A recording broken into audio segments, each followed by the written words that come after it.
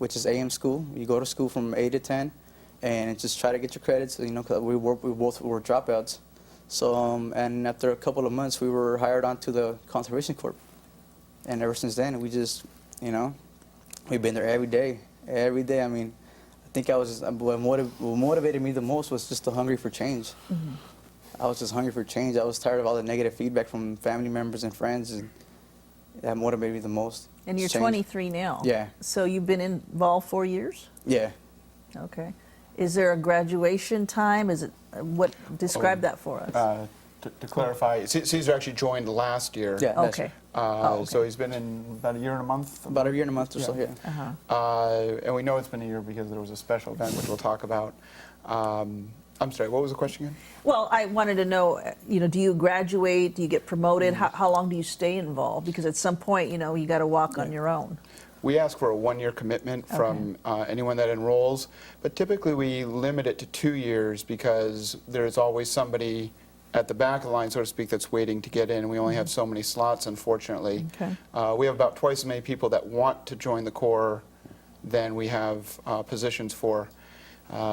Usually it all depends on the number of credits that somebody comes in with, high school credits. So if they have no credits, their plan is it's pretty much going to take those 2 years to earn all those credits. The good news being they're exposed to all the things that the Corps has to offer above and beyond that education program, and by the end of that time they've hopefully changed their lives around. We say hang out in a barbershop long enough, you're bound to get a haircut.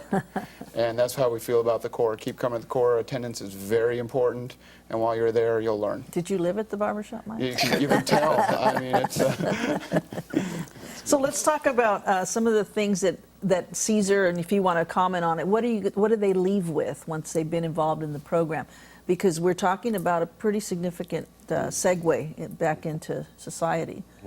Well, with us, so as our mentoring program goes and our gang prevention intervention program goes, they leave again. I'm gonna go back to that hope thing, that there is an opportunity now that I don't have to go back to my old lifestyle, that I do have a future, that, you know, there is hope for me.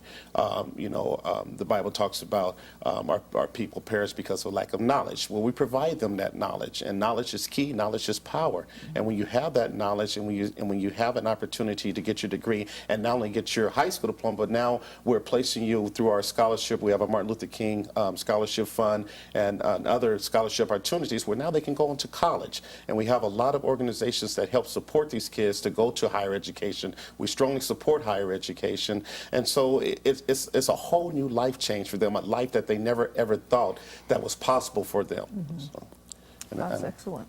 What are you doing now, Caesar, that you've been in? Yeah, like he was saying, I mean, the Corps has been a second chance to me. It's when I got a job, I didn't think I job searched for about a couple of months. I didn't have any hope for me. I thought that was it. I'm like, I'm done. I thought of going back to the old ways, but I thought about my family first now. It wasn't about me, it was my family now. So the Corps gave me a second chance, and that second chance has helped me a lot. I mean, I accomplished more at the Orange County Conservation Corps than anywhere else. I've accomplished a lot more, and yeah, I think the Corps has been the best thing that ever happened to me. I'll tell you that right now. What's this about an award that he received? Yeah, let me emphasize. You know, we've offered a lot of opportunity. Caesar was the one that took advantage of it and make it happen and get up at 3:45 in the morning to take 3 buses to get to work on time. And the amazing thing about that is, despite that transportation difficulty, both he and his brother received a perfect attendance award for not missing 1 day of work or school in over a year. Whoa! And it was so impressive. We had an event. We might have a photo of it here to show. Yeah, we're showing it here. Where they are receiving not just a plaque that we got for them, but a number of legislators and VIPs issued certificates from their offices. They got a bonus check for $365 for each day that they attended. And what else did you get? The big bus pass.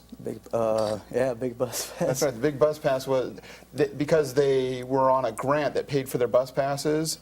They finished that grant. They finished the work, And so they were moved, we wanted to keep them obviously, so they were moved to a different crew where the grant no longer paid for the bus pass, which meant that they would have to pay for it. And so what we said was, well, if you show up for a year with perfect attendance, we're going to issue you the big bus pass. And that means if you maintain that level of attendance, we'll always pay for it. So the Corps will always pay for it, so that there will be no difficulty getting to work or loss of money on your part. And is this something now that you're interested for your future? Is it are you doing something with a certain skill set that you're enjoying? Yeah, I actually I look forward to staying there for the Corps for another year if possible. And at the moment I'm actually attending Cypress College as well. So I got an AmeriCorps scholarship, which means I attend school. I actually get money from the AmeriCorps, and a lot of money I'm able to use it for community college. So I go to community college. I'm taking general ed, and I'm gonna make my way up to making working on mechanics. So, Is that auto mechanics? Yeah, or- auto mechanics. Okay. Yeah. Excellent. So what are we looking at as far as the future of the program, Ed? I mean, what kind of success rates are you seeing and able to predict? Well, what we're looking at, and if I can just piggyback real quick Yeah. on and show an example of Sure. perfect attendance, catching 3 buses, getting up at 3:45 in the morning. Caesar is an extraordinary example of that, but there are many young people that are trying to do the second chance, that have that same dedication and determination. And if I can talk to our HR people, our management, our people who are business owners who are in a position to hire, if they can reconsider and consider hiring someone that is trying to make a change, that have proven themselves not the same person they were before, despite of their criminal record, who would not want to have an employee that has perfect attendance for a year? You know, how much money would the company save by that kind of dedication? So, and to answer your question in regards to what we're looking at as far as success rate, we're not naive enough, and I think I can speak for Max on this as well, to believe that we can save every child, every youth. There are those that just don't want to be saved. They'll come to the program because they're forced to. But those that do want it, do have the determination, the desire to change, those success rates are probably over 90% is what we're seeing. Again, the 10% of those exceptions of those that are just going through the motions and really have not determined and made up in their mind that they have really turned their back to the old self and looking forward to doing something in the future. Yeah, we say they're just not ready yet. Yeah. And what is the ratio of boys and girls, men and women, as far as the program?